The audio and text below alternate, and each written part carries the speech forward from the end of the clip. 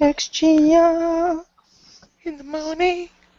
Hello, everybody, and welcome to XGR, the X-Fun Gaming Radio, where we talk about the week in video games and throw in some stuff about games we have played. Joining me, as per usual, is Anastasia Laserbeam Hello. and Chris A.K. The Mole. And hello everyone out there on the YouTubes and Hangouts and etc. And as we usually do, we're going to go through 2 bits of news, and then up to 2 games that we played the previous week in the catch-up section, and then our topic, which will be discussing the recent and untimely passing of Satoru Iwata, President of Japan. President and CEO of Nintendo, I should say. He's president of Japan. President of Japan. Although you said Nintendo of Japan. You did a really good job saying his name. Thank you. And then gave him an entire country. Yes, because that's how it works. One time one person says it, it just has to become law. Goofball. Hangouts canon. All right, so with our news of the week, first bit of news, take it away, Mole. My first bit of news, just because this was slightly funny. During a keynote address today at the Developers Conference, Gearbox CEO Randy Pitchford discussed how he handles criticism for games. If you're making entertainment on a grand scale, if you're reaching millions, there will be tens of thousands of people who absolutely hate us, and some percent of those will take upon themselves to let us know how they feel, Pitchford said. Keep on calling him Pitchfork, I don't know why, but Pitchford said, as reported by The Guardian. But as the gaming executive doesn't necessarily see this as a bad thing, because he said, I read it in this way. We moved those people. We touched them. Even the person who hates your game so much, you've affected them, he explains. That's why we fight. We're creating emotion and experience, and some people thrive on that type of feeling. Some people, however, are sadists. He went on to give an analogy where he says, there's always this person who's got to stand on the sandcastle. They must crush it, Pitchford said. That's their way of relating to that. It's typically a less sophisticated mind. There's a dark part of us all that likes the idea of crushing a sandcastle, but most of us will respect it and let it be. That's why we like playing video games, where we can blow stuff up and no one gets hurt. So yeah, he said that. Bear in mind, some of that the criticism and stuff was towards Gearbox was towards Alien Colonel Marines, in which they lied about every part of the game, or Duke Nukem Forever, in which the game was complete horseshit. This isn't Sandcastle. That Sandcastle analogy is stupid, because that implies we're the bullies coming along and just kicking his sandcastle. I'm like, yeah, take that. We're not. It's like when he brought out the Borderlands collection, Richter knows I bought that on PS3, I plan to buy that on PS4. However, as someone that bought Duke Nukem Forever and Alien Colonel Marines, I have every bit of right to say you lied to me to steal my money, basically. At least that's how I feel as a customer. If they if they show me something, I have the right to say, hey, you provided the wrong content here. Yes. Yes. If you say you're going to do something and you receive money for it and then you don't do it. Yeah. Yeah. It's not us coming along going, you sandcastle, kick. I'm gonna kick your sandcastle that wasn't really a sandcastle, but it was actually, I don't know, a piece of shit on the floor that was shaped in the sandcastle, and you told me to go play with it. Yep. Yeah, this is basically, he sold us a sandcastle. He advertised us a sandcastle, and what he actually gave us instead was a rock. I'd rather have a sandcastle, at least that's creative and has effort put into it. Yeah. He didn't even have a leaf taped to the top as a flag. It was just a rock. He didn't even try. It was just a rock in which he wrote on the side of it in chalk, castle. There you go. Yeah, I feel bad. That guy's shaping up to be like another I forget the guy's first name, but it was like Drydeck or whatever, the guy from Silicon Knights, who was like just all around a douchebag and basically like, destroyed his company rather than admit faultless stuff. And I'm kind of worried because I do like Borderlands and stuff, I'm kind of worried that it might end up the same, because instead of like owning up to it and like letting it blow away, he just like keeps denying it, which like like keeps reminding people. Like if he was just like, yeah, we made it, it sucked, we're sorry, I think it would have been less and less. Like as time went on, people would like forgive and forget or something. But like the fact that it's like, hey, remember you made that shitty game, and he's just like, well, no, just people just want to be mean to us, and it's just like, no, that's Yeah. you're an idiot. Yeah, it's like you said, like besides a few ignorant people on the internet who ignorance is not really is not really added up in this equation. Besides a few stupid ignorant people, take Xbox for example. When they changed their stuff and apologized, how many people, most normal people, looked at that news and was like, "Thank you, you've addressed it. We can move on." Or EA, when EA did it and they got rid of their chief that was making those bad decisions, they've apologized and they've done various other stuff good. Hey, guess what? I now buy EA games more, Yeah. and I've even got EA access and stuff because they're not that bad a company. But with Gearbox, it's like they remind me of EA previously. If that makes sense, like the old EA, when people were complaining about, "Boo, it's on the disc DLC," like they were just like, "Yeah, but that's there for your convenience." I'm like, "No, but we already bought this." No, you didn't. What? No, you didn't. You just rented the software on the disc. The DLC you had to pay extra to unlock. And I'm like, no, that's not how this works. But they fixed that since, and they've addressed various stuff. They may still have some on the disc DLC now and again and stuff, but it's not to the same degree, and they do seem to have improved. Yep. I agree with that. Like, before they were the worst, or like after they got taken off the worst company ever list. Yep. Which is pretty sad, I will admit. In my opinion, that's pretty sad. That after the fucking oil spill from a company over here, EA was still listed as worst company in the world. I'm like, this one actually killed real life stuff. The other one just slightly made your football games harder. So you know what I mean? It's like, surely the other one should be the worst company in the world.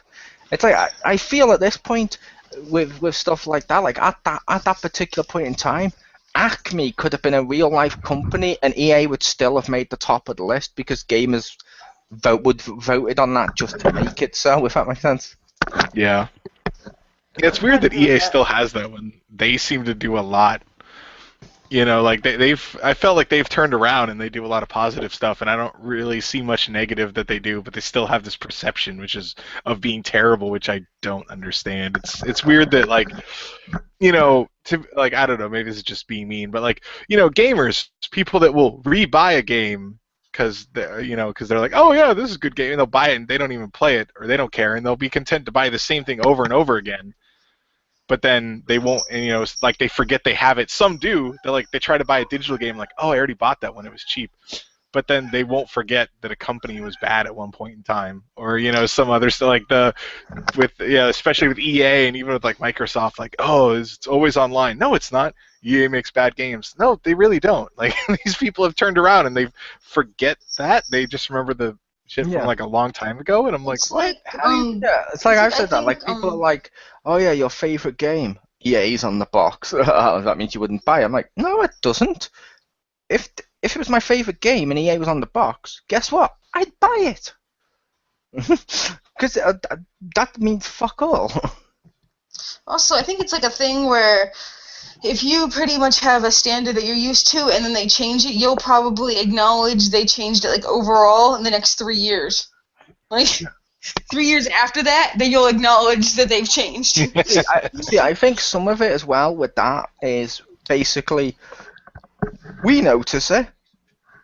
Like we noticed with the two examples I gave of Microsoft and EA, because both, I know Richter and myself, maybe Pew as well in some regards, have both bought Xbox stuff so we can see that it's not how the internet says it is, or we've bought EA stuff and we know how it is.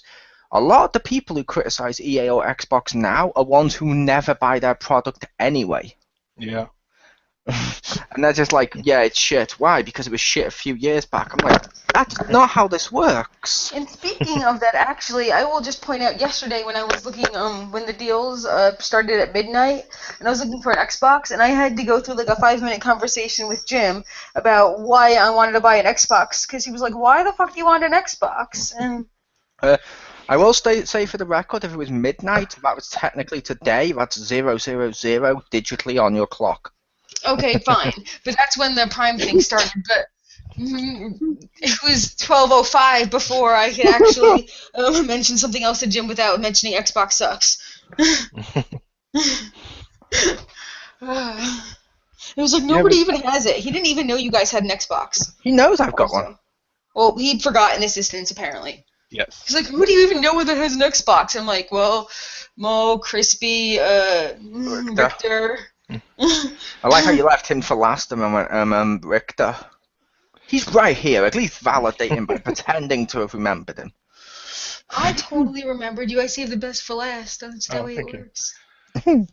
So this is the same Jim, though, that still loves Disney, even though they're objectively not as good as they used to be? Yes. Yep. This is the same Jim that will defend Power Rangers despite how overly sexist it was and how shit every product they put out for the anniversary was. Okay. But yeah, like I said, he knows I have an Xbox. I've talked to him multiple times with it. It's just like, he forgot. Or he just didn't think you and I'd play each other on it. Yeah. No, I'm specifically going to play not with Mo. No. In fact, I'm going to rename him Do Not Play Mo. Yes. Unless you're being sarcastic, in which case, no.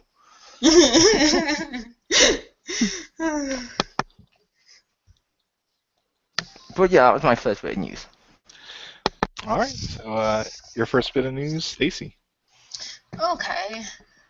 So, you guys heard of the game that's coming out eventually, No Man's Sky, and how like super big it is, and you get to explore shit, and there's probably so much stuff that you probably won't have impossible almost contact with another person, and incredibly little contact with things that people have already experienced in the world.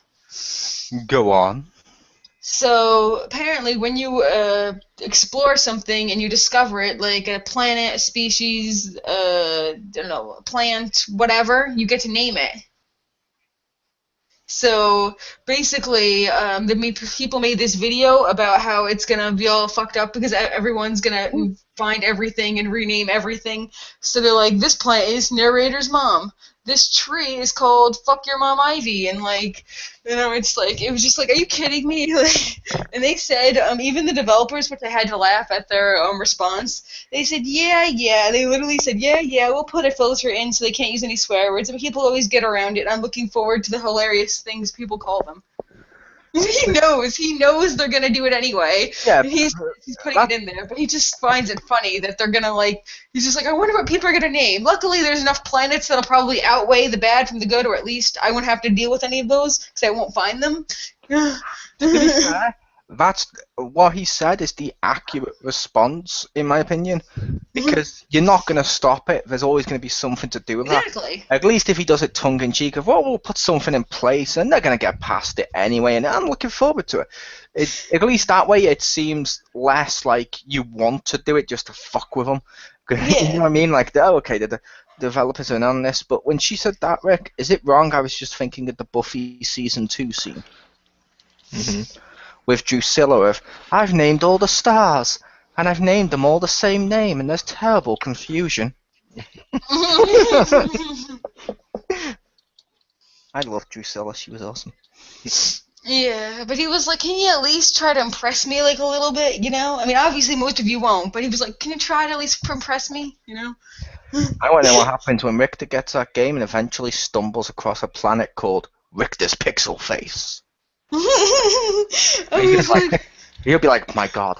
There were some like comments in there that people were like, oh, I wonder if I could use like Old English, like an Old English, like some kind of like swear or like, you know, like insult or something. And someone was like, well, I know how to swear in like this many languages, and it was just this whole thing of like people trying really hard to like get a no.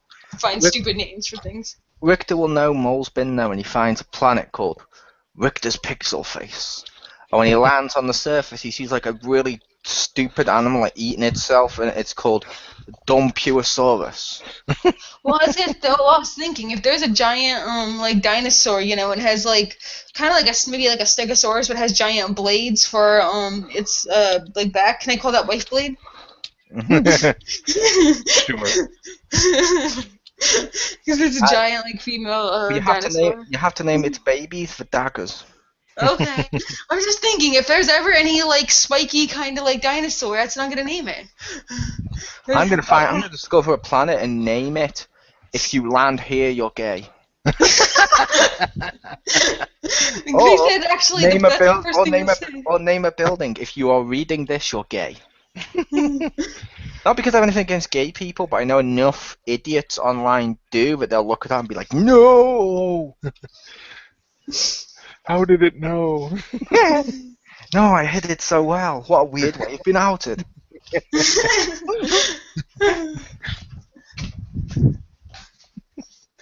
So yeah, I thought that was gonna be fun. It was really cool of the guy to like, at least challenge people to be, you know, like interesting about it. Yeah. Nice.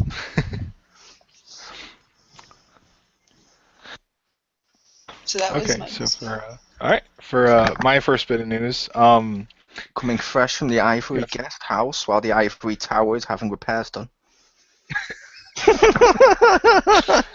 but I saw this article on Kotaku. It seemed cool. I had to run downstairs, tell my wife. But for Lego Dimensions, 2 bits of news. One is from a magazine, but the first bit was from Kotaku, and I thought this was really awesome. But for the Doctor Who figure, he starts as the 12th Doctor. You can probably see where this is going.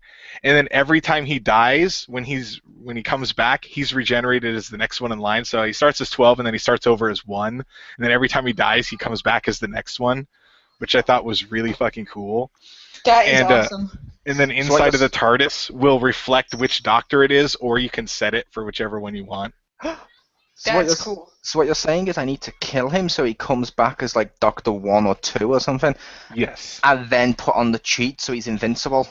Yes. And then be like, fuck Tween Who. Exactly. My wife's like, oh, she's like, you're buying that. I was like, finally, you're on board with this. And I was like, I was already going to try to get you a Tom Baker one to put in place of it. Now it'll actually be Tom Baker. You just got to kill him a couple times. She's like, done. I also loved the trailer for that as well.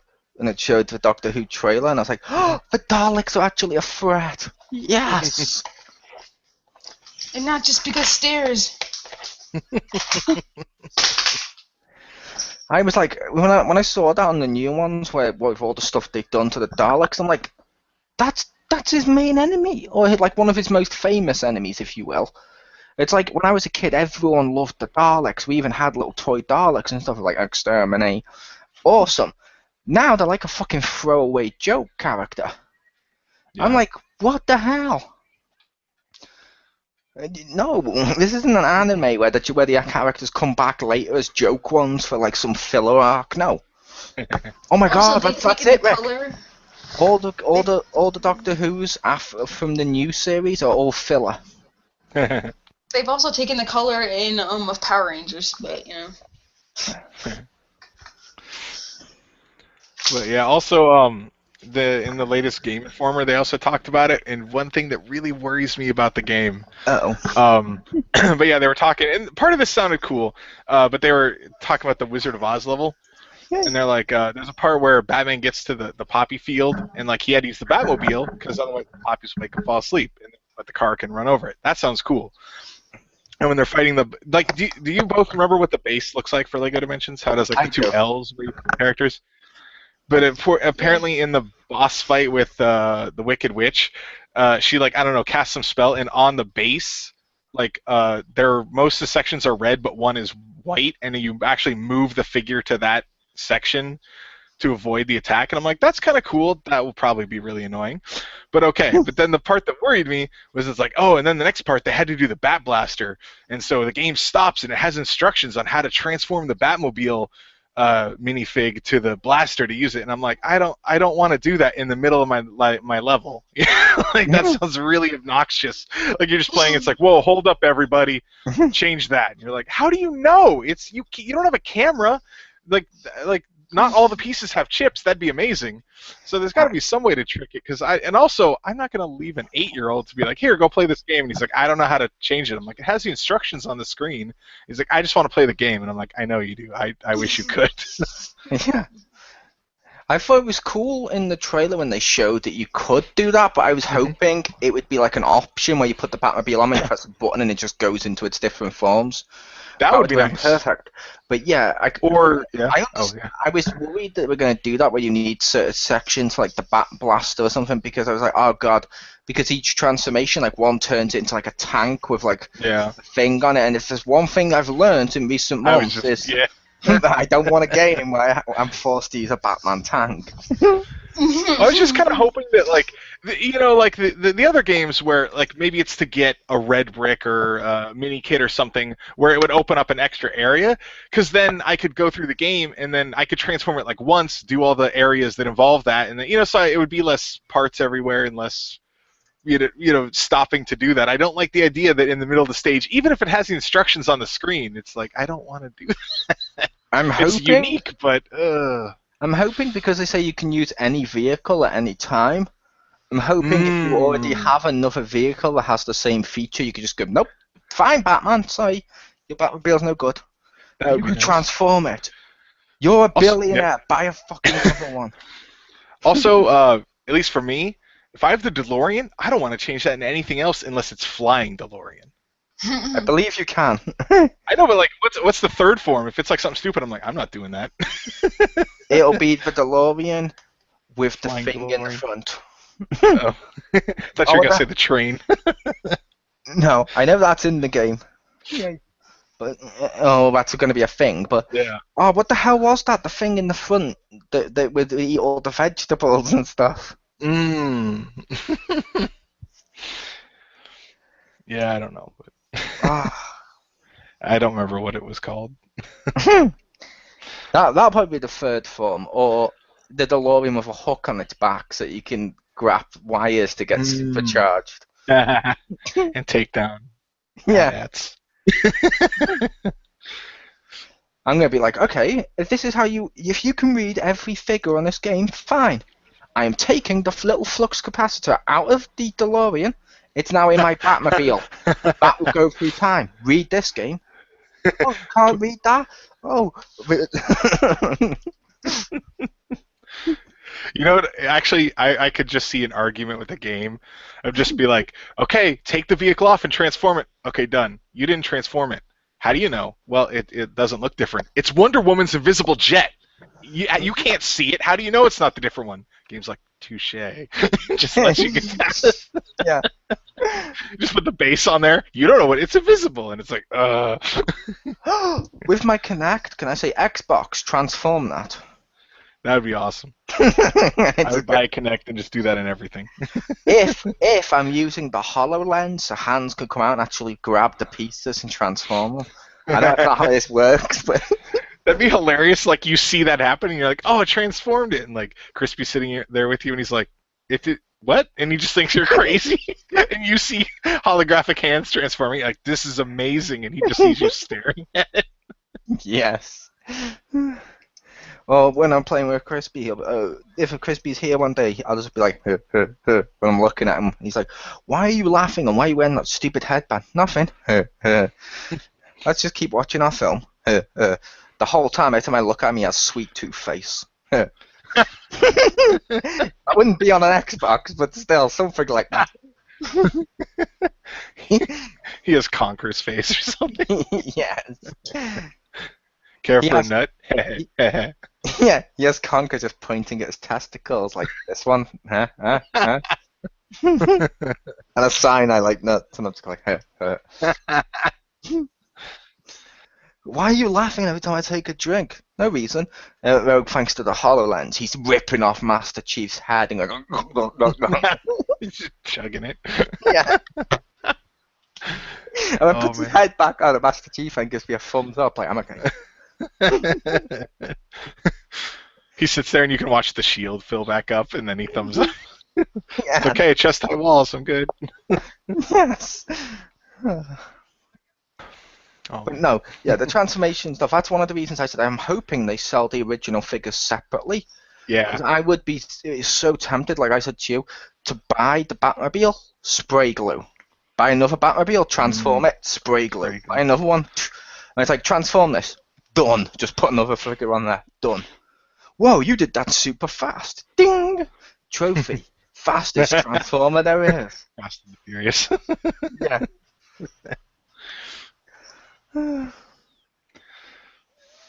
All right, so Mole, your second bit of news? My second bit of news, Budapest-based developer Neocore Games has announced Warhammer 40,000 Inquisitor. Pardon me, Marty, how have you pronounced that? An action RPG. It's building in collaboration with Warhammer 40,000 creator Games Workshop. Neocore Games describes Warhammer 40,000 Inquisitor Marty, Inquisitor, I'm just going to forget the last word, as a persistent sandbox action RPG that explains that the single-player campaign will thrust players into a grim and secret war among the stars as the agents of the ever-vigilant Inquisition. NeoGames also promises that after the campaign concludes, the story will continue in a colossal sandbox game that the developer claims will give players years of consistent entertainment, gradual development, and a continuous flow of content that enriches the action RPG gameplay. There's a reason we chose this world of Warhammer 40,000. It's intense, it's brutal, visceral, a perfect material for an action RPG, said the producer Zoltan Pozzoni in a statement. Working with Games Workshop, we're doing our best to bring high-quality games to the community. We're huge fans as well, so we care deeply about this game. That game is coming out 2016 for PC, Mac, Xbox One, and PS4. Boom. Nice. I do like me some 40K, so that actually sounds really cool. Hopefully they have other playable races, though. I like me some Eldar Space Elves. But I could see that. And yeah, I like the idea of, okay, it's a sandbox, but once you complete the story, then it's all the optional side quest shit, and we're going to keep doing this for years to come. I'm like, cool. That actually makes me want to go through, beat the game, and then actually continue to keep doing sandbox stuff. That could be really fun. You know what I mean? yeah. I'm just picturing it like almost like Grand Theft Auto, like there's a giant like city you can walk around in and just do like stupid stuff. Yes. Hover tank racing, and just like crashing each other. Because the first one, when you were like, oh, he said the promise is, extra, and I was like, oh, he's going to say DLC, and then it's like, hours of fun. I was like, oh, and it's like, with content updates, I was like, there we go. It's free. And you're Yay. like, oh, okay. It was, However, it will continue to enrich, and Rick's like, our wallets, the player's experience. Rick's like, wait, no, this isn't right at all. It's like that, it's the cursed Frogurt scene, that's what it was. Yeah. That's good. That's bad. Yeah, and then at the end, just all confusion with, that's bad. But no, they didn't actually say free, but no, yeah, that could be cool. I don't like, this may sound weird, I don't like the fact they said single player only. I understand it's an action RPG, but if it's a big sandbox game and stuff, why couldn't I just jump into Richter's for some of the free roaming crap? Sort of like we did with Saints Row 4. Yeah. And there can't be, your specific character, because who gives a shit? We're in armor. We're probably going to be in armor. Yeah. I mean, hell, we even had it on Halo, where I was playing with, like, Crispy, and I was Master Chief. He was not Master Chief. He was below Master Chief. He was Private Chief. I'm kidding. We were both Master Chief, but I was more Master than he. No. I Master Chief. Master Chief. I'm Masterist Chief. Masterist. But no, I was like, it's two Master Chiefs. And I was like, never once during that game did I go, there shouldn't be two of us here. This is breaking the game. Because during the cutscenes, it was just one. Fair enough. Then during the gameplay, two. And it's like, that's cool. Yeah. Because I don't know what they do in Saints Row, but I imagine you're just both the president and nobody cares. Like, I don't... Oh, yeah, I didn't play you, did I? No. I should. Sorry, my bad.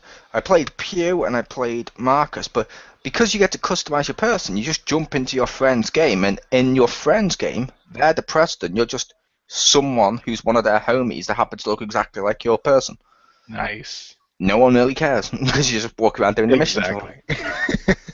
And I'm like, yeah, do you really care? Like, is it really like, no, you should know. And if it's armor, just let us customize them slightly. Boom, your problem's solved. Exactly. Yeah, and especially with like you know how 40K is in Warhammer stuff, you paint the units, and I think whatever the PC one is that I can't remember, Dawn of War, like you could there was a mode but like you could choose the color option. So yeah, they could easily let you color your own armor, and then pow, you're just even if you're like the same guy, quote unquote, you'll probably have different looking armor, and I don't think people will care that much. They'll be having too much fun. Except for when me and Rick are playing, we've both got the exact same armor, same logos, everything. When we just look at each other and you get an extra cutscene if one of us should go change, hands on hips. Yes. Step through a portal and be like, oh, I can't believe it, wearing the same thing. Yeah. And you get the achievement for enemies. And you just got the achievement, Fashion Crisis, for wearing white armor after Labor Day. That's got to be in a game somehow. You're joking, but considering they have like achievements that rely on dates and stuff, I could see them doing that. Change color to white after Labor Day. What have you done? I've enriched our fun. No. All right, so Pew, your second bit of news? My second news is Poken Tournament. Yeah! Now you're probably like, what the fuck is that? No, it's Pokemon and Tekken, but the creator, Katsuhiro Harada, wants to make it very clear that it's not just reskin Tekken. They've done a lot of work both aesthetically and mechanically to make it not feel like a fighting game, because like me, like I don't generally like fighting games, like like Street Fighter and Mortal Kombat.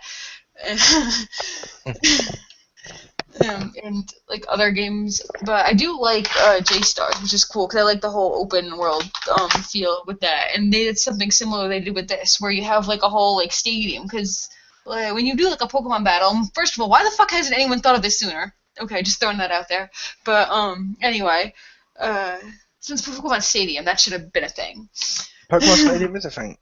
No, I mean since Pokemon Stadium, this should have been already a thing. Oh. But yeah, but anyway, so you have like a whole open stadium, and they said you're gonna have like obstacles and stuff, and like landscape, and they have a wide range of attacks that like have like full range of movement. They have little mini like cut scenes for like really strong movements and stuff. And that seems like really awesome. And they also said they specifically had their health bars not located at the top, so it wouldn't look like a fighting game, but it didn't tell me where it's going to be. So, okay, you've got me interested. Where will it be? I have to say to you, Rick, have you played Mad World on Wii? The black and white gore game? Yes, I have played some of that. I need to play more. How amazing would it be if this game has the commentators from that over the top of the action, doing stuff like, "Oh my God, can you believe that? What's that? He just used he just used slash. I know, it was super effective, much like your wife's divorce." Because in that game they kept mentioning his wife and stuff. It's like, how amazing would that be? I'd watch this. I that want would it be to, super cool. I'd want that to be on Wii U, and I'd want that to be the comments. That would be awesome. That would be really freaking awesome. If Actually, they didn't. To be fair, any fighting game with that kind of commentary would be super fun. Pokemon would just be even better. This Pokemon's known for its strength, but I asked him to lift your muff, and he said that's far beyond my power. This makes me wonder if they have the since they're using they have like I think 2 Pokemon or something from like each generation or something.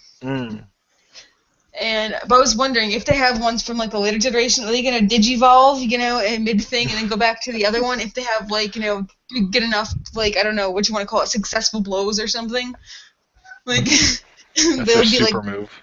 yeah, like Mecha Charizard or whatever it's called, or Mega, or whatever the fuck it's called, So you're asking, will it be like the Digimon Rumble or what the hell, like All-Star Rumble I had, where when you beat them up enough and you picked up the item, you trans-digivolve temporarily? I don't know. I don't even know how I would feel about that. Just because even when Pokemon evolve, like it happened in the show so often, it's like you cheating. You can't use 2 Pokemon to evolve, and it's okay. Fuck you. Fuck you. No, That'll it's be not. It's a Nintendo game. I think that'll be the comeback mechanic. If it's You like, see, let's say, if it's like 3 out of 5 rounds and you're down 2, you'll then evolve into your next stage, so you get a boost. I also have to say, the show is not an accurate portrayal of the games, because I'm sorry, no matter who you are, if you had a Pikachu and you used him in every battle and won as often as Ash did, logically speaking, he would own everything at certain points throughout the show, because he would be max level. There's no way you have to you wouldn't be. understand. See, Ash's lack of intelligence level lowers all his Pokemon's level by like 30%. So then, how did you get max? Fuck off. Wow. Yeah, by aging, not staying like a 12-year-old forever. But yeah, that would be really cool. I like the Ash was in a coma theory. That was fun, yeah. So I hope they put something like that in here, and I'm just gonna say off the. I do hope, like I said, I do hope this comes out for Wii U. I was so disappointed when they said it wasn't going to, because I was like, it totally works. Like, I like fighting games, as people know. I would totally buy this. What's it supposed to be on? Isn't it like an arcade game? They said they just said it's an arcade game that's gonna come out in Japan sometime this year. They haven't really said much else. I'm pretty sure it will. I mean, if something called Super Street Fighter 4 Arcade Edition came out on home consoles. That is true from a certain point of view. So there's 8 Okay, Pokemon. Randy Pitchford. No, I say that's true from a certain point of view, because the arcade mode added characters that had been in previous arcade games first. Yeah, but I'm just saying that they added it, and they're like, oh, that's why it was like Arcade Edition. They're like, we added more characters, and then it's like, oh, we're gonna get them in consoles. Like, I don't know. Then it came out like, oh, okay. Yeah, which that's how it works. Yeah, they'd be silly not to bring it out on Wii U. So there's My only thought was maybe they weren't this year. They didn't want to announce it while Smash Brothers is still pretty hottish, because fighting game. Yeah, but it's far enough off that I think people would be. Well, I don't know. It's the internet, so yeah, they might as well err on the side of caution. I just meant because they announced this a while back too, so around the time before Smash Brothers even came out, and if it said, yeah, this is also coming out on Wii U, Pokemon fans may have been like, well, I'm not going to buy Smash Brothers for my Pokemon. I'm going to wait and get Poken. They'd be like, I don't want to spend that extra money for another game, and then they would pay $50 for a Charizard amiibo. So they have Pikachu, Suicune. They have one called Gardevoir. I don't know what that is. Gardevoir's cool. Yes. Shut up and take my money. How would they not? It'd be like illegal. Let's be fair. He's their mascot. I don't know what that is. Yeah, he would. Hence the sarcasm of, oh, what, they got Pikachu? Shut up and take my money. I don't know what that is. Pikachu's a Pokemon. Machamp. She said, I don't know what that is. I'm not sure if she meant one of the ones she mentioned or because we were talking about Pikachu. Yeah. I know who Pikachu is, duh, but like the Gardevoir one. I don't know what that is. Did Togepi make the list? We'll see. There's not yet because they only have I think 8 or something like coming out, and they only mentioned like 4. You had So one they also Pokemon, Nintendo. Blaziken. I don't know. They have To be that fair, one, they had so. a 1 out of 712 chance. That is also true, but We have Togetic. You're like, no, not good enough. my only guess is they didn't want to put Togepi in there yet, because he's probably going to be a secret character that appears at the end if you've done really good, sort of like Super Akuma and all that stuff. They give you an egg that if you carry it over to the second game, you get Togepi. Yes. If you buy the Eggman amiibo. Yes. They said more characters are going to release sometime next month, or at least Which, like Oh, at the Japanese, what is that one? yeah, the whatever thing con. which fun fact for you, Rick, Uh-huh. the egg-shaped amiibo is also how you unlock Billy Hatchet in the next Sega, Sonic and Sega All-Star Racing game. Nice. Yeah, but we'll see if anybody else makes the cut. They said they're really working crazy for each developing each character so they can function free flowing in this whole environment. So Yeah. I'd rather they take their time to it than half of them be fucking broken. So I really Or like clones. yeah. yeah, Like, I really hope they do port this to the consoles, but part of me thinks they might not. Like that awesome Dragon Ball Z game, I think it's Dragon Ball Heroes, and it looks fucking awesome for the arcades. Yeah, they kind of did one with a DS version, but it had like a lot less stuff in the arcade one, and it didn't look as good and stuff like that. And I'm like, you know what I mean? I'm like, when I was seeing that, like every game that came out of Dragon Ball since, people have wanted stuff from that arcade game. Because they even made up what if forms. Because they were like, we don't care if this hasn't been a form. We're not just making Super Saiyan 3 Broly here, like some other games did. We're making what if characters for a shitload of people. Like, loads of people have what if forms. Like, different characters get Super Saiyan 2 who never had it. I think Trunks gets Super Saiyan 3 and stuff, you know what I mean? And stuff like that, and like Super Saiyan 4s and stuff. And I'm like, I'd totally buy this. This is just be amazingly fun. I'd want like fusion forms. Yes. I want to fuse Freezer and Cooler. Wait. Mr. Satan and Broly. Make someone with power. Golden Yeah. Fro. That would be amazing. Or like early GT Vegeta with that stash with like anybody just to get that stash on them. oh, Yeah. Charizard is Krillin. also in here. I just in Weevil, whatever that is. But they also have Charizard and Weevil. Dark Ice. I'll be honest, I'd be shocked if Charizard wasn't in the game.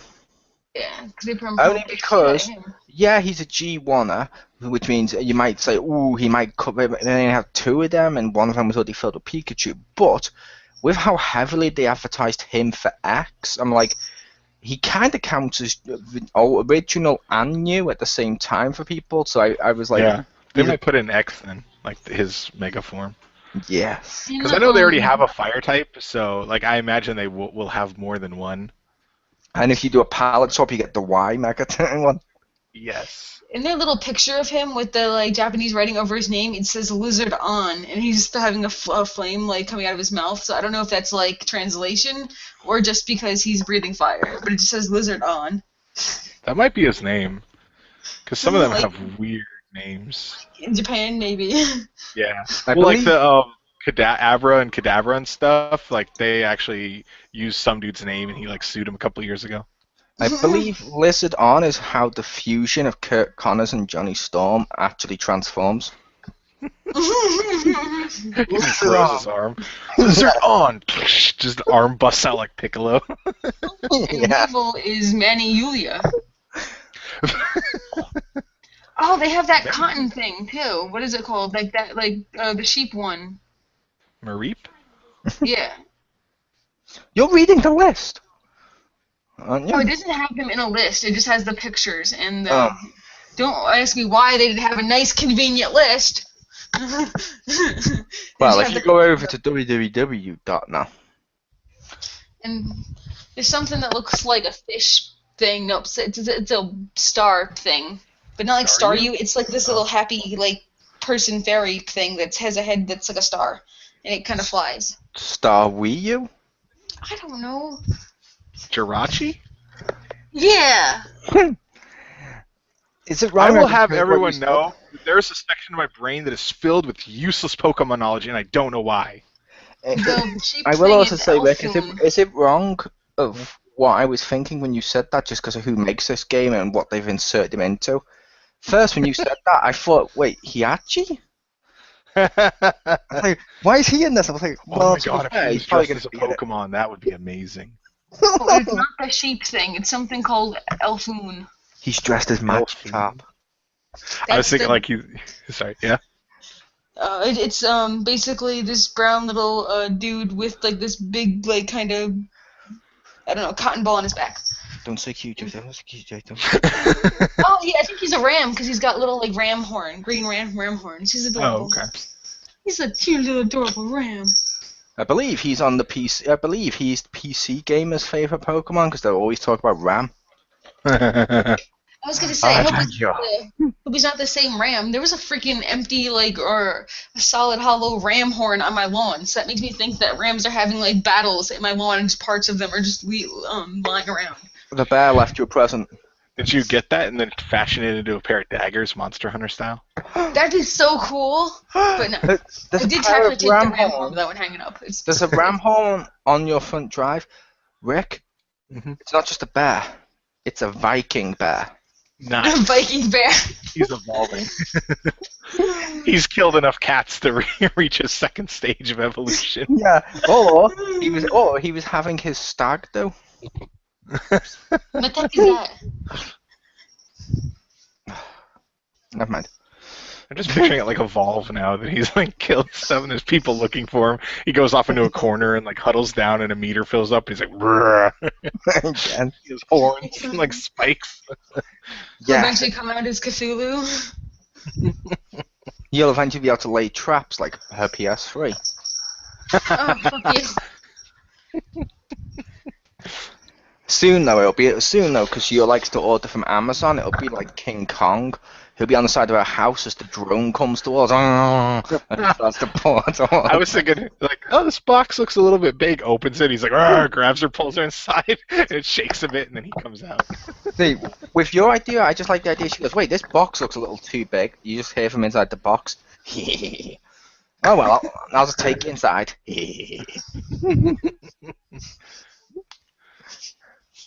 Oh, this thing's big. That's what she said. Who said that? I mean, meow. Ah, stupid cat. She doesn't open it. She just goes to play her game. She's like, "Oh, which one's the pause button? Pause button." She's like, "Wait, what?" His arm through the side of the box. Yeah, she's like, "Wait, what?" I was waiting for an opening.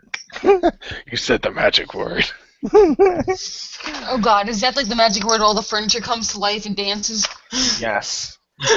I would also have accepted it if you were playing Dead Rising 3 and said, "Whoa, I have to kill things with my bare hands." That'd be hilarious. The right to Because it's bear rare. arms. Grrr.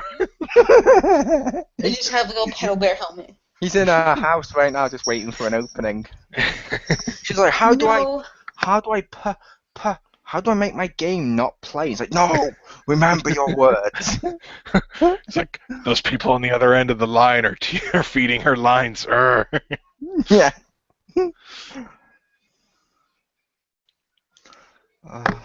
No. Every now and then suddenly she'll just hear the bare necessities, and then suddenly he'll stop and he'll be like, "Shh, I can't talk right now, Mom. Now I'm hunting." My mom is an hour away, so I'm happy. I didn't say your mom, as in that was his ringtone. Oh. Yeah, he's fucking his. Yeah. Is it wrong when I did that? I totally put my hand to my head like an imaginary phone, That sells it. while Yeah. also doing a bear claw in front of my face like I was hiding. I don't know why. That's fine as long as you're not doing this whole thing while wearing a bear mask. I'm wearing a bear onesie. Okay, that's fine. You almost made this creepy. I almost made it creepy. But I believe it's over to Rick. I guess, yeah. Yeah. All right, so this was news sent to me courtesy of Chris, a.k.a. the Mole over there. I know that guy. I know. You played some games with him sometimes. But they apparently had some more information about Monster Hunter X or Cross or whichever you want to call it. Cross blank, because I don't know. But anyway, it was an article from Famitsu, I guess. But talk a little bit more about it, that they wanted to bring a festive feeling that wasn't in 4, and I'm like, okay. But that's why they decided to bring back the villages from the past titles, and they have 4 main monsters instead of like the one poster boy. Because usually it's, even though he's not like the top one, usually every cover has one monster that's new, that like that's the kind of the focus of it. But so I guess they're doing 4 instead. And this sounds really weird. They almost added a new weapon, but it would require too much work, so like screw it. But they have hunting styles that allow you to use hunting arts, which I think are like those special / super moves that it looked like in the trailer, like with the bowgun jumping over the monster and raining down death and stuff like that. And it sounds like you can set different ones. Like there's some per weapon and some that are just general purpose, like being able to heal people. And I'm like, that actually sounds really cool. Mm-hmm. But depending on your style, you can set more or less of those. Where was it? They talked about the hunting arts somewhere here. What year is this out again? Is this next year? I think it's next year for Japan. I don't think they've said anything for outside of Japan, but because this one sounds really fun to the point I may actually buy this one and get a 3DS and just play you on it. Nice. You're not going to get a 2DS? I might get a new 3DS so I get the extra stick. That's actually really nice, I will say. Yeah, admire my stick.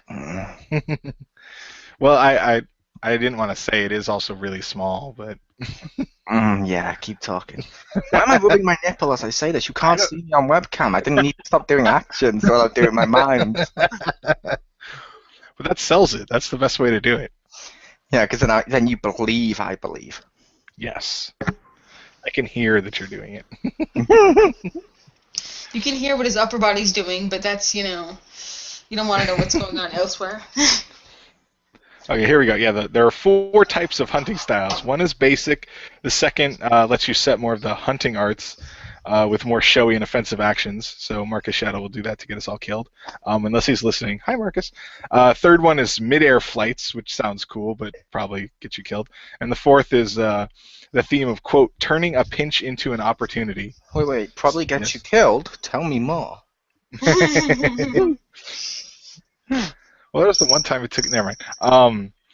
But I'm assuming that fourth one is like when you're low on health or lives or whatever, you probably get an attack and defense boost or whatever. So it's like if you because they had a skill like that where it's like if you're willing to have enough or low enough health that one hit will kill you, like you do more damage and it's not worth it. But there's somebody that's gonna do that.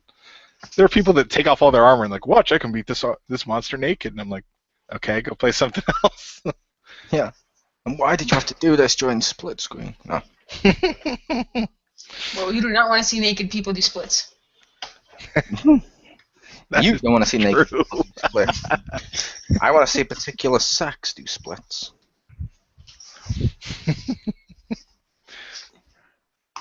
However, they have bisexual in this one. However, I will say, that move sounded awesome. The one where you jump over them with a bow and just start to go rain down together. I'm like, I don't even take ranged weapons, but if I can totally pull off like an arrow-like move, yeah. While screaming, you have failed this village. Victor's like, yeah, we're not going to voice a lot. Oh, no, we are. It's better that way. Victor constantly keeps saying, you have failed this village. He'll endorse it, but Crispy will be like, "Arr." Yeah. But yeah, it sounds pretty cool. I'm looking forward to it. I hope they bring it out here. I feel like there's a good chance just because we got 4 Ultimate. So I'm going to say there's a definite chance because they've brought out all of them so far in the West they've talked to the West people about this game, and it seems like that'd just be rubbing it into their face. And also with the failing of the Japanese console market as such, with people going to iOSs and handheld stuff that aren't game consoles, they're more desperate to port their stuff to the West, so people will now buy it. So I'm hoping we get this in Stories, because Stories looked fun, so did X. Yeah, I could see that because at least at the San Diego Comic-Con and E3, that's it. Wow, I don't know why I can remember that. They had like the Monster Hunter Caravan and stuff. So it seems like Capcom's actually trying to like push to keep people remembering, that Monster Hunter's a thing, which is good. That's a good step in the right direction. So I'm hoping we do get both those because I could see how people wouldn't like Stories, but that looks pretty cool. I definitely want to. I want to see more on it, before I decide if I want it or not. But it's definitely one that I'm interested in seeing more of. Yeah, and like I said, with Stories and this, aren't they basically spin-off titles? So I feel like people should give them more free pass. Yeah. Like I mentioned with like Hyrule Warriors and stuff, where people were like, but it doesn't really look like Legend of Zelda, and I'm like, that's the point. If it looked like Legend of Zelda, it wouldn't be a spin-off. Yeah. It would be a main title. Spin-offs are allowed to do different stuff, like Final Fantasy Type 0 is pretty awesome. I do like that, but that's definitely a spin-off. Yeah.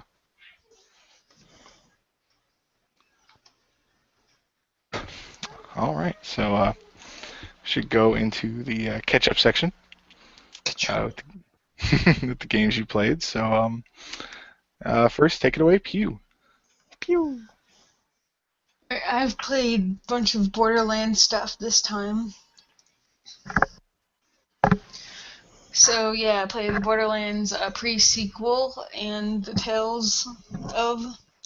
And for the pre-sequel, I got some cool stuff from the Tales. I got like this cool little hat thing for Claptrap. It's like one of those like stereotypical like paper like Asian hats, like the big fan ones that cover your like whole head. Nice. Yeah, it's adorable. And I like the other one with the dude. I got what's his face? I think it's Rye. I got his eye, and that looks freaking awesome. So that's really cool. And also, I've been playing as the Duchess, which is a character. I don't know if it's just for this new one or it's DLC. Probably it's DLC. And then I got it for the collection. But she's really cool. At first, I wasn't digging it because she's like this ice princess who could do like ice thingies. But actually, it's like I don't like deliberate like ice attacks or whatever. But like when people like attack me, it's almost like freaking like Bioshock. When people attack you, they get shocked. When people attack me and I have a full shield, like they get like fucking crazy like ice shards just thrown at them. And these are like really strong shards. Like they'll like get dudes to like freaking like a third health sometimes.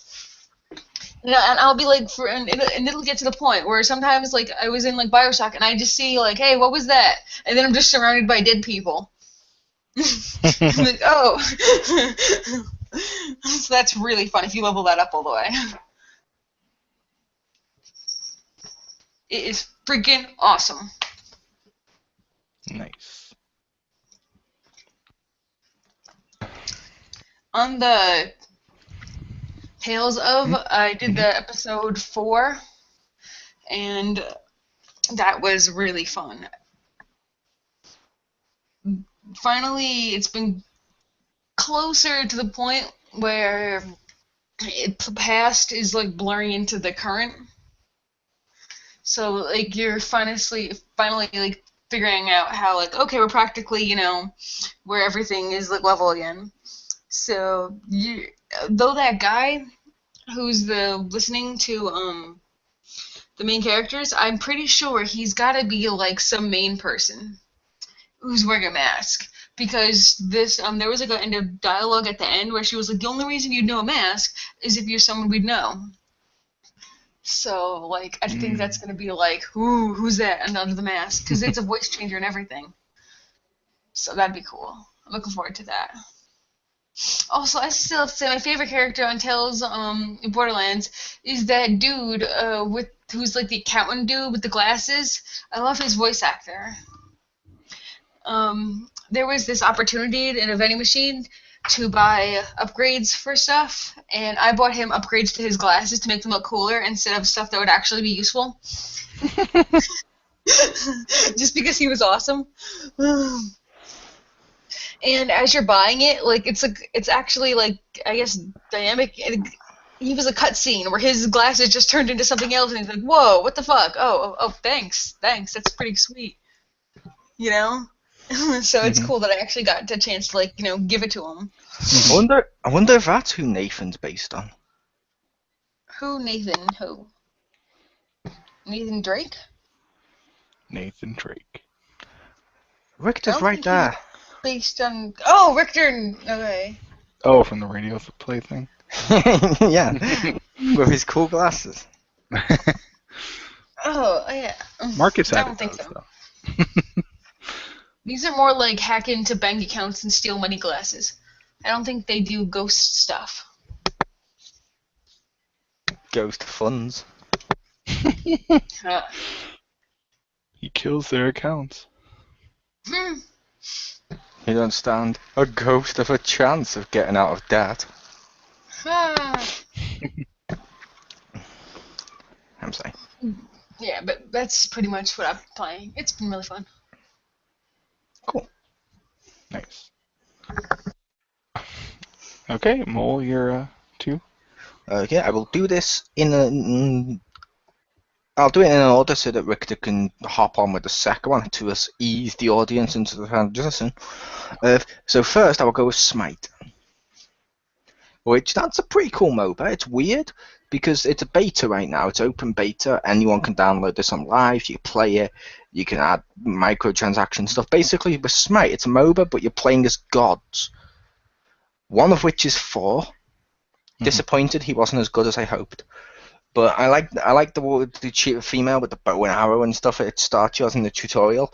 She's actually really handy. And there's various gods throughout the stuff. Like, one of them is literally Beerus. That's not his name in the game, but I even mentioned when I streamed this, he is Beerus. He is the god of destruction, as far as I will go with him. But yeah, I want to buy him. I want to buy 4. I want to buy a few of them. But unlike most MOBAs, where it's like I said, like it's like Diablo style view, the way you'd call it, like bird's eye view or whatever you'd call it. Basically, this one's third person behind the character, but it's still very MOBA-ish, and it's pretty fun. Whether or not everyone likes this type of game with MOBAs, I understand. Personally, I'm not great at it, I will admit, but I still enjoy playing it, if that makes sense. Like, it's one of those games where, like I've said before now with MOBAs, I'm not the best, but I do enjoy them because part of me feels like I'm learning the game as I'm doing it. Right. And they have 3 characters on rotation, so you can try them. And they have different voice banks and different costumes for the characters and stuff, so it's pretty cool. Like I said, it is free, so I urge everyone with an Xbox One to at least try that if you can. That's pretty fun. I don't know if you two have seen anything with Smite. I've seen, some people play. I have not. I like that it's like that third-person view. I like, more like a third-person shooter than like StarCraft. I think that looks pretty cool. Yeah, like you said, it's more third-person, so it's more like you're going in there, like, I don't know, Dragon Age style than you are going in there like League of Legends style or Infinite Crisis. I'm so sad they're closing that down.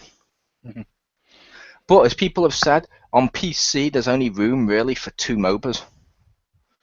The rest all closed down, which is really a fucking shame. But on consoles, we haven't had a great MOBA besides the Lord of the Rings game, and look what happened with that fucking servers. But this one actually feels like it's a unique console one. It's pretty good. Like, I've played other MOBAs on PS4 and stuff like Awesome Nuts. I would not recommend Awesome Nuts. This one I do recommend people play. This feels more like a MOBA. Some of the other ones feel like they're trying to do it, but they don't quite understand how this genre works. This one feels like they do, and they've made each character unique, and they've given like stories to all these gods and stuff, and it's pretty cool. The second game I played this week, and by second I mean multiple games in one, is Halo, the Master Chief Collection on Xbox One. I have played a bit of that with my good buddy Rick the Hammer, Yay. and I played a bit of it with my other buddy of Chris Bell or Crispy. But basically, we've been playing through that, and I've played through all of Halo 1. Halo 2, they did the best job remastering that, in my opinion, because the cutscenes look so cinematic. And some of the changes in the game. And it's cool seeing the series evolve. Like, normally, like, if you play, like, WWE games, let's say, I'm just using that as an example because I know Rick that plays WWE games, and I don't know what Pupa plays yearly, but WWE games, you know there's, like, small changes. But when you're playing this one, you actually notice them because of this. Like, the first one, pretty standard, pretty cool. Second one added stuff like more stuff of viewing down the sights. It added stuff like you can hijack the ghosts, I believe they're called, the little bikes. Or you can hijack any vehicle, and you can steal that vehicle, which is pretty awesome, off the people. They've added dual-wielding weapons and stuff, which that's cool. And we skipped over to Special Ops, which is 4, and they've added like armor stuff, sprinting, and all that. So it's cool seeing the series evolve. It evolves a lot more than people think it does, and I think a collection like this showcases that in a really good way. Yeah. I will say I found something in the second game kind of hilarious. Mm-hmm. One of the levels, I swapped views just to see what would happen. There's hidden terminals on the all throughout the first and second game, where you have to find them and activate them.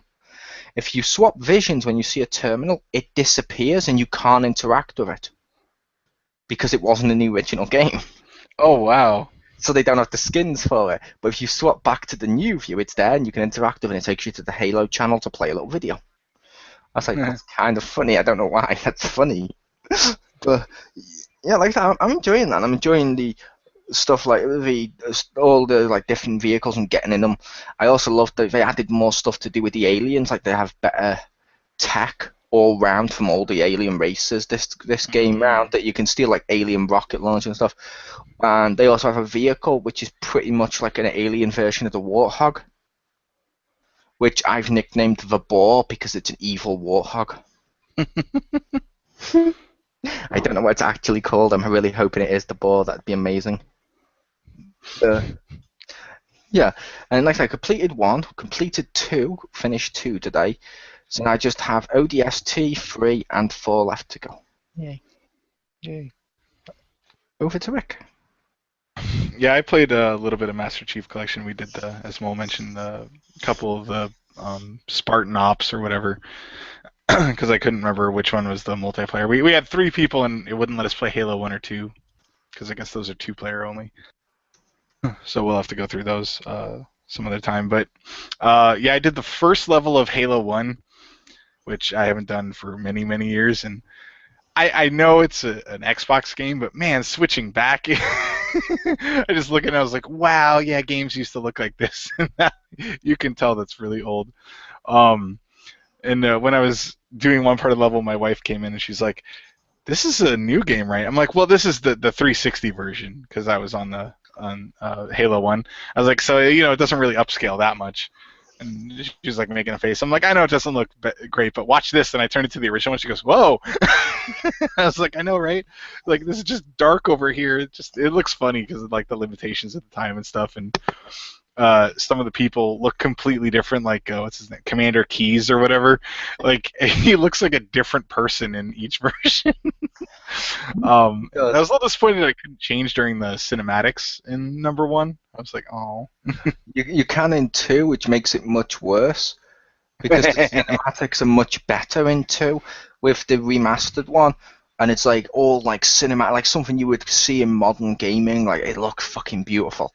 And you swap back, and it's like PS2-ish thing of like the generic people just going, moving their mouths up and down and shaking, and I'm like, oh no, swap it back.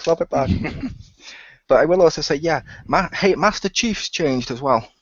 Mm-hmm. I wasn't sure if you noticed that, because I know you said you weren't able to do split screen or multiplayer. Because if you swap to original view on Master Chief and you look at it, keep swapping between the 2, his armor gets, I think it's like bulkier in the first one or in the original one. No, not original, in the newer one, because they've added more detail. So like various parts of his armor can be popped out more. Yeah. And I'm like, that's cool. You will also, like Crispy noticed, you'll want to swap possibly if you're having difficulty to the original view against invisible dudes with swords because they have more outline. Yeah. It helped. That's funny. Because it handled it differently. Yeah. I assume that's funny. Or it was a different skill. Like this one, they've actually tried to make them invisible, whereas the other one they went with, sort of that predator-ish thing. So you got like an outline if you notice it.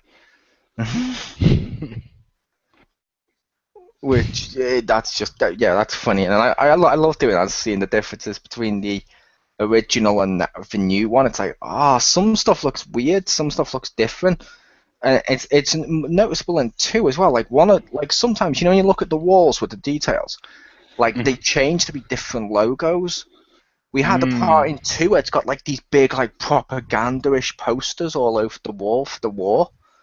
And if you change to original view, the wall's completely bare. There's not even a logo there that they changed. They just made new posters. I'm like, wow, that's actually kind of cool. You know what I mean? And you get to see this, and I like the fact on Xbox One, if Richter's ever interested, there is a film available for free of remastering the love or reloving the classic or something like that, where it shows you how they remastered number 2 and all the work they've put into it. It's like an hour and a half, and I'm like, that looks pretty cool. I need to check that out. Nice. Yeah, I actually do like those kinds of things where they show how much work they put into it. And a slightly off-topic thing, apparently they had that for the 3D remasterings of like the Sega titles, like for the 3DS. And I've seen a lot of people comment that they put like so much work into those that they like buy them just to support because it wasn't that they just were like, oh, let's just make it slightly 3D. Like they apparently went back and just added so much crap to make it look amazing. They're like, they put in all this work and they're only charging like $7 or whatever it was. So they're like, I bought them all. I'm like, wow, like seeing how much they put into it is that powerful. That's pretty cool. I loved the extra feature on Duke Nukem Forever where they showed up, and it just cuts to the developer or the owner, or the president of Gearbox, basically with the Jameson grin, going. from the live action films, like he looks exactly like Jameson, going. That smug smile, like I can't believe you fell for this. That would be awesome. And he's like, "Thank you. When you complete the game, you get the trophy. One born every minute." Ha! Feel like that'd be horrible. The other game I played this week was the other 2 Dead Rising DLCs. I finished up number 2, even though that guy was fucking shattering at me the whole time. Which got annoying. And I did 3 and 4. 3 is the one where you play as the biker gang dude, the first boss, the guy with the roller hog. You play as that guy for his story, which was fine, and 4 was pretty good. Although they're all in essence the same thing. It's like you start as this character and you got to go do like a few missions, and then there's just like a buttload of collectibles everywhere if you want to get them, and it basically missions that take you to each of the 4 islands. Although fun. Did the boss one, like the previous one where I explained about putting the worms through the air vents, did the bike one at least have a scene where he mentions to the bike gang, okay, now if I ever start a fight and get defeated horribly in my own arena by someone who for some reason climbed into a truck and looked at someone's tragic ending, drank some beers and shot me a couple of times every time I crashed like an idiot, I want you to always hunt them down and kill them. Doesn't matter if it's a zombie apocalypse and you're surrounded by zombies, attack them first. No, it almost undoes that. Because he was thrown in prison for something, and so when the apocalypse happens, he breaks out and goes back to his old gang and finds some other dude in charge who then shoots him and throws him in a dump. But he lives and goes back and then murders them all. But like they were following some other guy, and then he like killed him, and he's like, "So, are you with me now?" And they're like, "Yeah." And I'm like, "What? They've been with you for like." And then so seriously, he takes command of the gang. He's like, "You guys with me?" They're like, "Yeah." And he's like, "All right." And then the guy runs up, and he's like, "Someone's coming!" And it shows like Nick and Rhonda running up. So he was in charge of the gang for like 10 minutes. And then they hunted. Yeah, so it makes even less sense that they would even care for day 7. How amazing would it be if now that you've played for the what do you call it, the DLC? Now that you've played DLC, if you go back and do that mission again, when you kill him, you then look at the bike gangs and go, "So you with me?" And they go, "Yeah." Now they're always helping you. That'd be amazing. But the fourth one is pretty good because it actually seems more tied into the story. Because it's like one of the ZDC guys, and he's trying to help people. He's like a good guy, so he's trying to help people get out and escape and whatnot. And at the end, you basically pick up Gary, Rhonda, and some other dude that I don't recognize to like get them out of the thing. And I'm like, oh, okay, so I guess they just left after you and Chuck run off. They're like, man, screw this, and they went to a safe house or something. Ah, you don't get to play as the guy with the penis gun? No. That'd be funny. Well, I mean, if you pick it up, it's kind of similar. Just dress in latex. Anyway, but but no, it's pretty good. I'd say that though they're really short, and you know most of the stuff's collecting stuff, so it's worth it. Well, I mean, I think getting the weapons is nice. That's probably better than just playing it.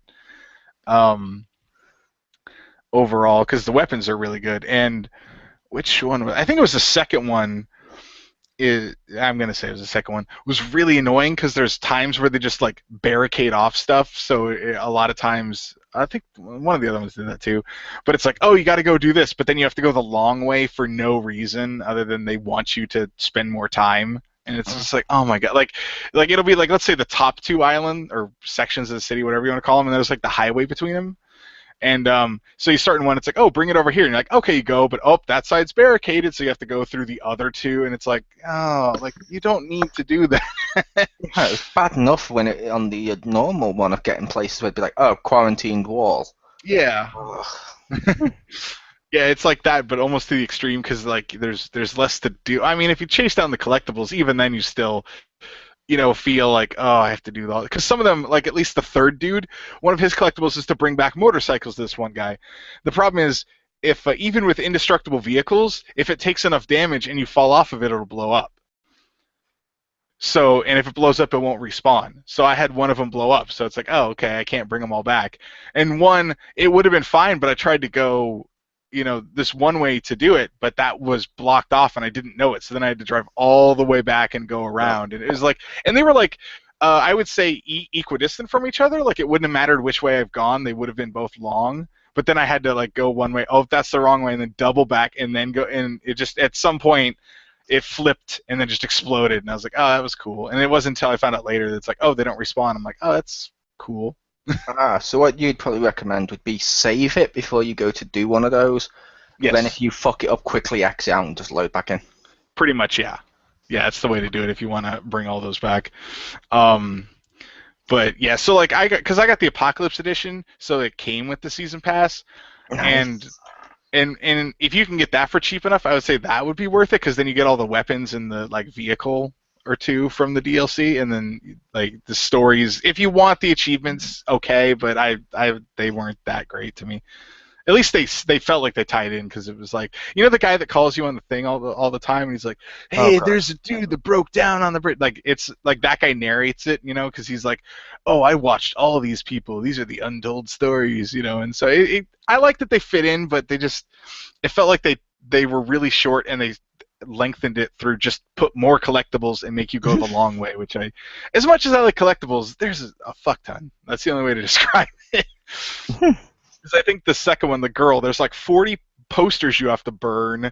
There's 25 medical supplies, and there's like 8 groups of 3 survivors you have to rescue.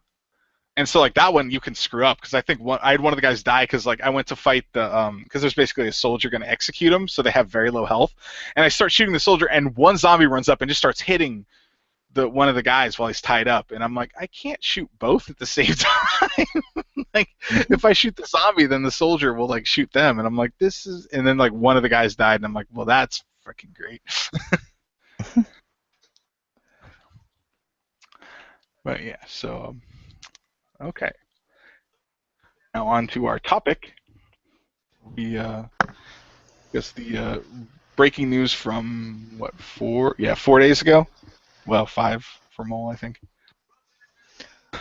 Where president of Nintendo Japan, or Japan, if you go by earlier, Satoru Iwata passed away. He was, like I said, president and CEO of Nintendo. And he's been there for years. Yeah. He was only 55, though. Mm-hmm. It's like still relatively young. Pretty much, yeah. Well, I didn't even know he was sick. I guess I didn't pay enough attention because I saw like 1 or 2 comments like, well, I know he had an illness. And I was like, oh, did he? I didn't even realize that. Because he looked fine in the videos. But, I guess he had what did he die from? Bile duct tumor, which apparently was, he's had they've known about it for a while. And I'm like, oh, wow, okay, I didn't even know about it. He missed the 2014 E3 stuff, like floor and all that stuff, due to that. Then this year I think he was there, but yeah, he's been having it. He apparently had health issues and stuff. It's like, oh, that's a shame. Yeah. At least he could go out with the bang, and you could see during E3 he was having a lot of fun. And I honestly don't think there's going to be another person in our lifetime, at least, that can create games that have had the staying power of like Mario and Zelda and all the other stuff he's worked on or helped innovate and stuff. So it's like, it's kind of lost to gaming as well. Yeah. Well, he worked at HAL Laboratory, so he helped with Smash Brothers, Kirby, the first Pokemon, and like Earthbound and stuff. And I'm like, wow, okay, I didn't realize he worked on like all that stuff. That's pretty cool. There's a reason he was president. Him and Miyamoto like made a lot of their best stuff. I am worried.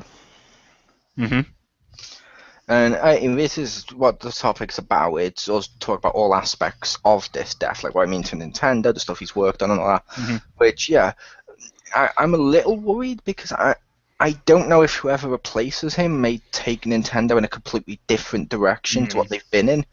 And some people might argue, well, that's good because blah blah blah blah blah. They're not as powerful or whatever. But if Nintendo console that comes out, it's exactly the same as the Xbox One and PS4s, and like, oh, there's no more Legend of Zelda now plays exactly like Skyrim or something like that, and it feels less like Legend of Zelda and all this.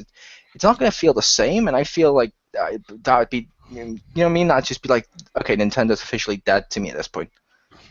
Yeah, I think that while he was a bigger force, I feel like as long as they have Miyamoto, they'll stay somewhat on track. But once he's not there for whatever reason, if he quits or whatever, I would definitely worry, because I feel like they lost 2 of their, like, really what I would see the biggest ones were, like, losing half of it. It could go either way, but I feel like it has a better chance of staying on track. But if they had like lost both, then I would think it'd be like, ooh, it'd be I think it would be less of a chance of them staying the course, as it were. I could agree with that. My biggest concern is who's going to replace him. Yeah. I'm hoping it's the guy you mentioned, because at the end of the day, like you said, with those two being such big forces, you could kind of see they would understand each other. If you get a president that doesn't understand that, like one of Iwata's big quotes he made when someone asked him about power of systems years back, he said he doesn't care about that. He's a gamer first, so when he tries to create a game, he tries to create a game that's fun to play for gamers. And I feel that's the reason why Nintendo always made the best first-party titles, because they had that mindset of gamers first in terms of games, if that makes sense. So it's like, you know what I mean? And so I feel like if, like, say, the next guy that takes over is, I don't know, like the former head of EA they got rid of. Oh.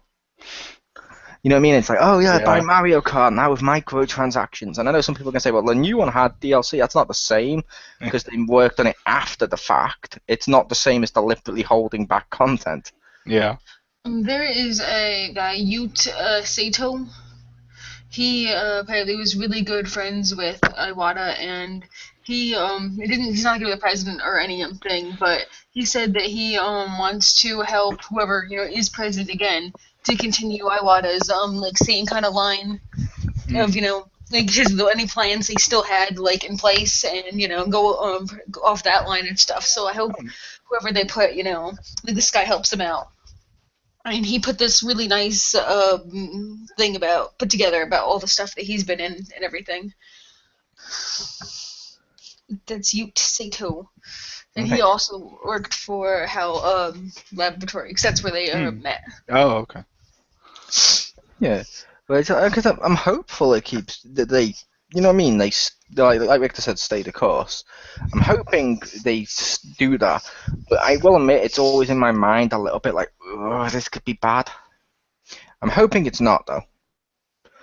And who knows? We could even get some good out of it. I'm not saying it's a good thing he died. And like I said, it's a loss to gaming in general. But we could get some, like the next guy could turn around and I don't know, he could improve things to the point that it reestablishes the brand with gamers in general. Or I feel like gamers won't give Nintendo a chance because it's Nintendo at this point.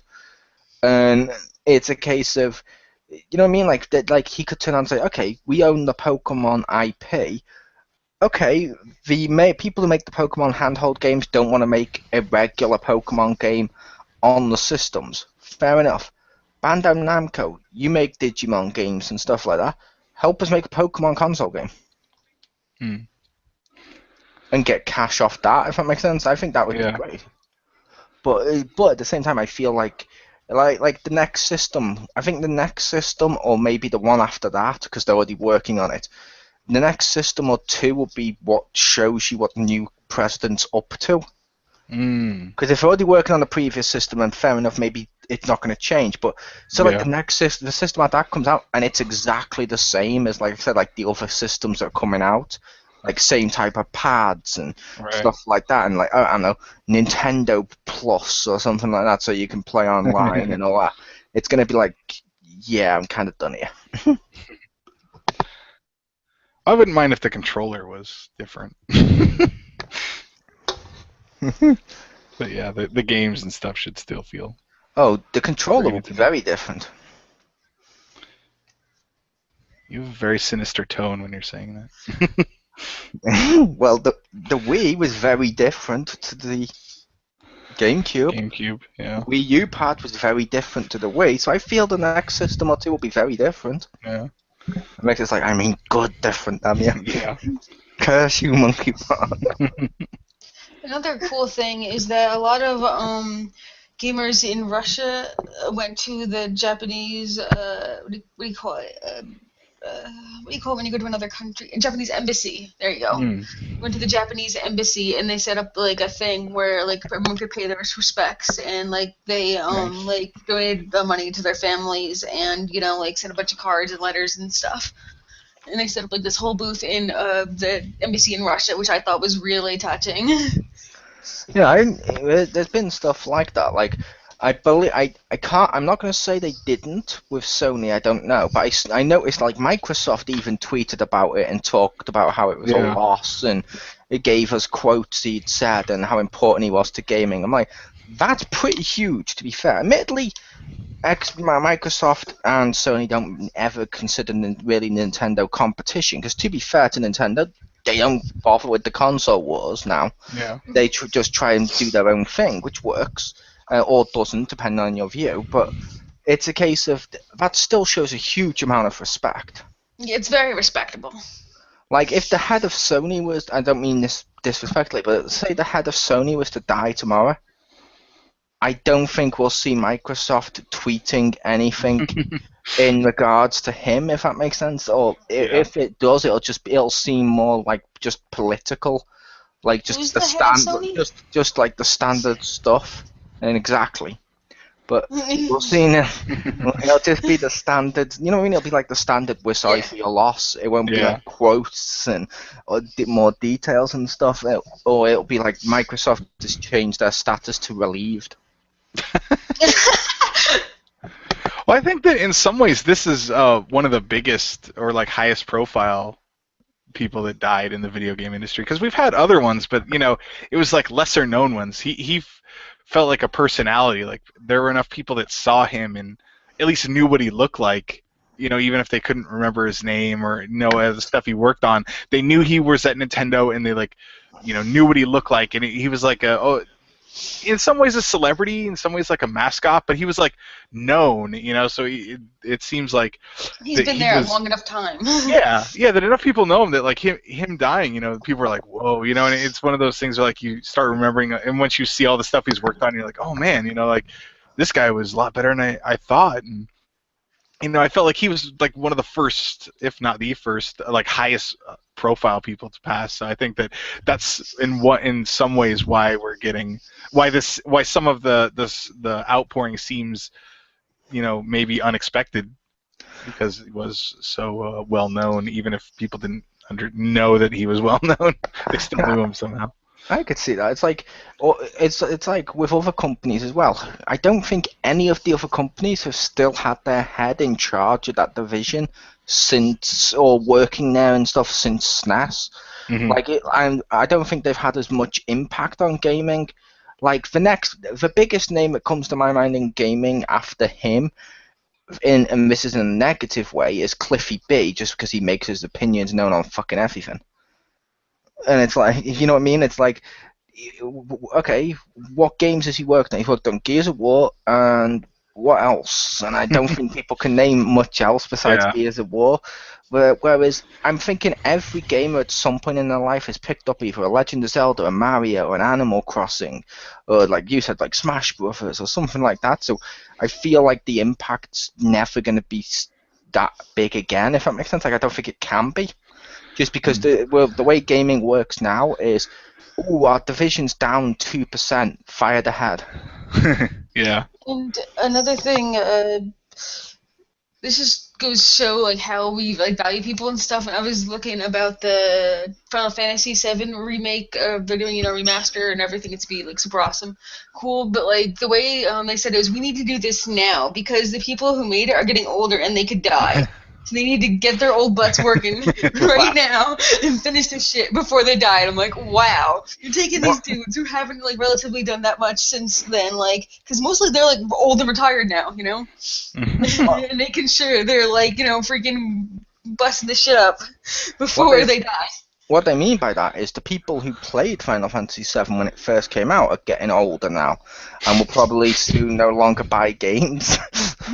No, but they said the creators are getting like at least the ones that they wanted involvement in it. Like the main ones, they were getting older and they wanted to finish it before they die. I am aware of what you said, Pew. I said I was joking, but. Okay. I'll still buy games. Calm down. You're not that old. You're old. I played FF7. Yeah, but Marcus. And they have to bust their wrinkly ass, So. Well, canonically, aren't I older than him now? Wait, older than who? Yeah, I've retconned it back. Oh, okay, thank you. Not those Japanese dudes. They're like 6,000. You're now 5 years younger than him. Oh, nice. But no, yeah, like Victor said, like he'll stop by games. Like I was old enough to play Final Fantasy VII and stuff, but I know like I'm almost 30, and it's like when I'm in like 20 years time or 10, 20 years time, I'm not sure how much games I'll be buying, if that makes sense. Like I don't like you don't see many 50 or 60 or 70 or 80-year-old people sat down being like, I need my card. You'd be surprised. No, I know there are some, Pew, but come on, considering the main demographic for games right now sold is age, what was it, like 15 to 30 was the highest one? I know. I'm just thinking of my friend Steve right now, he gets his paternity leave soon, but he's trying to time his wife's pregnancy around a game that's coming out, so he can have his whole paternity to watch his baby while playing a new game. That's really. That's the story you gave your Minecraft? No.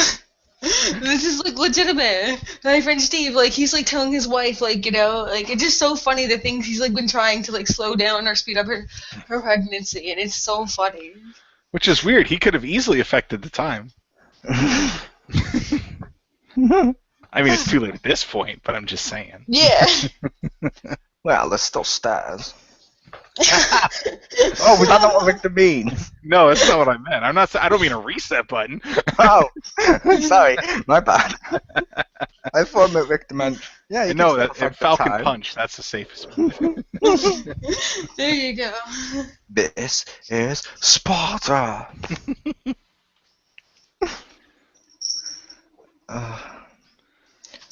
But no, yeah, like I said, it is a huge impact. Yes. Mhm. And like I said, some the games, like I said, that he's worked on there's a reason they're so iconic. Mm-hmm. Like, there's a reason, in my opinion, and I know people laugh at amiibos and stuff, and that's cool, I guess, but it's a case of, there's a reason more people ran out to buy every single amiibo, or, oh my god, I want an amiibo of Mario, I want an amiibo of Link, I want an amiibo of these characters, than they did, like, oh my god, I want Gilgrunt, or what the hell he's called. You know what I mean? don't know what that is. The fish dude from Skylanders. He's really good. I liked him at first, just in an ironic way, until I got to play him, because I was like, I kind of like him. He's like the Aquaman of my team, because no one wants to be him, because one's got guns. Yeah. The other one's a dragon. Yeah. This guy shoots water. I was just thinking, I like an amiibo of that fish from Wind Waker. Yeah, but I was just saying that the reason that gamers went out and bought these amiibos, like even Animal Crossing, which you worked on, even the villager from that got sold out. And I'm like, there's a reason these ones sold more than other ones. Like, as much as I love like Marvel comics and stuff, there's a reason Disney Infinity figures didn't sell out as much as amiibos.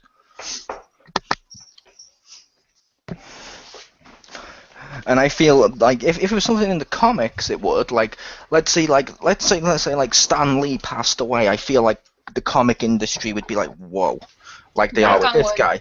But in terms of the gaming, in terms of gamers, there's a reason more people will buy. Like, even I've got amiibos and stuff. There's a reason they'll go out and buy amiibos.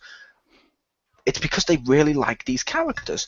There's a reason people want to run out and buy like Legend of Zelda or something like that, like T-shirts or like those mints I mentioned to Richter the other day in the tin. Or they want to go out and buy like, say, I don't know, a cool giant mushroom from Mario. Or, you know what I mean? There's a reason for this, and I think that shows the vision of this guy or the creativity of this guy, that he's made it that big. Like, in a lot of ways, in my opinion at least, he's like the Walt Disney of video games. Yeah, I can see that. And I say Walt Disney is in the person, not the company. Yeah. Because Walt Disney, the person, while he worked on Disney, like there's a reason Mickey Mouse is still around today. He's that iconic. There's a reason people know about Snow White and stuff like that. And yeah, they were fairy tales, but you know what I mean? They had staying power. Whether or not you like Mickey Mouse is irregardless. It's like Mario. There's a reason he sticks around. Even if you don't like Mario games, there's a reason he still sells. And it's that iconicness. But I don't know if anyone would agree with that. I feel more like Miyamoto is the Walt Disney of video games. But Iwata is definitely up there. So he's the Donald Duck or Goofy? He's Hanna-Barbera. He wasn't created by the other guy. Maybe. We don't know what goes on in HAL Labs. Yeah. But, yeah, or even if you did, like you said, like the Hanna-Barbera, even that would work, because there's a reason Scooby-Doo's still around. Exactly, yeah. Like 6 different versions of Scooby-Doo. Yep. As long as we don't have Mario WWE Mushroom Kingdom crossover, I'd be like, okay, we're good. Wait, no, if like wrestlers dressed up as freaking Mario characters and like threw like little fake fireballs at people, oh my god, I'd watch the shit out of that. Like, see a big wrestler who just throws a plush fireball at someone. I'm not saying like an actual thing, Pew. I'm just saying, like, Hanna-Barbera, the Flintstones, for some reason, recently just came back after how many fucking years, and their first film was a WWE one. Oh, really? Interesting. And it's like, that's a weird... Yeah, that's exactly. featuring great people like the Boulder Twins, CM Punk Rock, and my favourite pun name of all time, The Undertaker. So did they just call the Rock Rock? They called him Dwayne John Rock. They should have. They should have. Called him the Rock. I would have liked that. They should have called him. They should have called him Dwayne John Rock, or Jane. John Jo- Stone. Yeah, John Stone. Dwayne John Stone. Because I know people watching that just be like, no, he already had a rock-based name. Finally, the John Stone has come back. But no, like I said, yeah, it is pretty big. And like I said, Yes. this guy was cool, and you could see the love in his stuff. Like, I don't mean any disrespect to any listeners or people in this conversation, but there's a reason that when like the head of Microsoft or the head of Sony gives their conference talks, it sounds like they're pitching business. Whereas when this guy ever does his Nintendo Direct, it sounds like he wants to share his love or his passion with people. It doesn't sound like he's like sat there being like, well, look at all these statistics. This is how much we've sold in this region. This is how much power we have behind our system. Or, well, this is all the media stuff we could. He's like, here's the games we've made. I hope you'll really enjoy them. And it's like, that's awesome. Yeah. And also, I'm gonna just like Mario because I want to, not because I can. Or he's going to make himself turn into a puppet. Yes. Because it's fucking awesome. Indeed.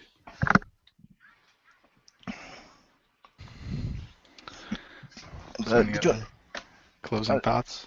No, that was it. Okay. I'm good. Well, there you have it. Some thoughts on Iwata's untimely passing and what it means for the future. And we certainly don't know who will replace him. But feel free to call me Nintendo. And so thank you very much for joining us. We will see you next week with some more news, some more games we've played, and another topic. Thank you very much for joining us, and good night.